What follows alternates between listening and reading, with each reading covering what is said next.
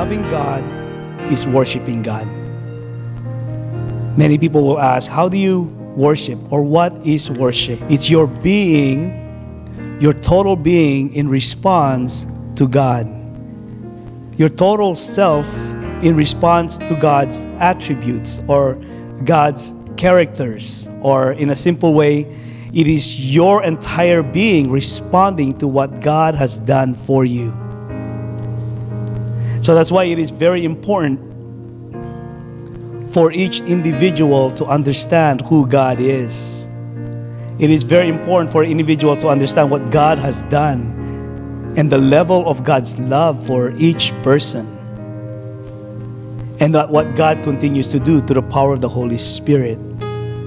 Because only when you can understand that, can you develop a deep sense of appreciation for who God is.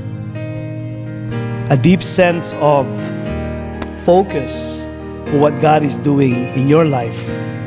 A clear understanding of His purpose for you and the purpose for your own life. What is it that's gonna help us to honor God? What is it that God likes? What is it that's gonna make Him happy? What is it that we need to do so that we can put a smile on His face? And I've heard a preacher preach on that, is that when you look at your life and how you're living your life, are you making God happy with your life? Are you putting a smile on your Father's face? One of the things that God dislikes is the lack of faith. This is the promised land. I am bringing you to the promised land. I have taken you out of Egypt. God can even say, I even split a Red Sea for you so you can cross on your way to the promised land. Showing you the goodness of this promised land. It is filled with flowing with milk and honey. But their lack of faith, in God's ability to deliver them, caused them to step further back and to forget the power of God to deliver them.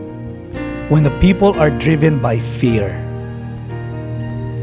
when fear becomes more powerful in your life than your faith in God, God does not like that. When you exchange your faith to fear, and when you allow fear to consume your mind and your heart, rather allow faith to consume you, God does not like that. When you reject God's promises, when the Israelites started to look back and say, we should have just gone back to Egypt, when they begin to not acknowledge the goodness of God and the things that He had prepared for them in the promised land, but rather they would rather go back to the Egypt where God delivered them from. They were rejecting the promise of a future, promise of a place that where God was taking them. And when you reject the presence or His presence in your own life or in your circumstances. 4 things that pleases God, and I hope that's simple enough that you can apply it into your own life. 1, loving God. Loving God. As I said earlier in my title, loving God is worshiping God.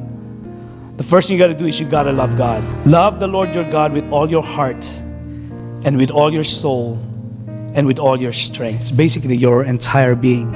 Everything that you do, everything surrounds you. Everything that you think about and you put into action in your own life revolves around loving God. Second thing that pleases God is doing all things for His glory. And these are all interrelated. 1 Corinthians chapter 10, verse 31.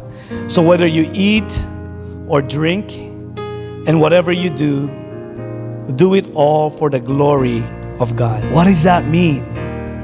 So whether you be studying for an exam, whether it be you're driving to work, whether you be contemplating on what you need to get done at work, or whether you're washing dishes at home, or you're fixing your car, or whether you're doing grocery shopping, whatever it is, that you do it all for God's glory.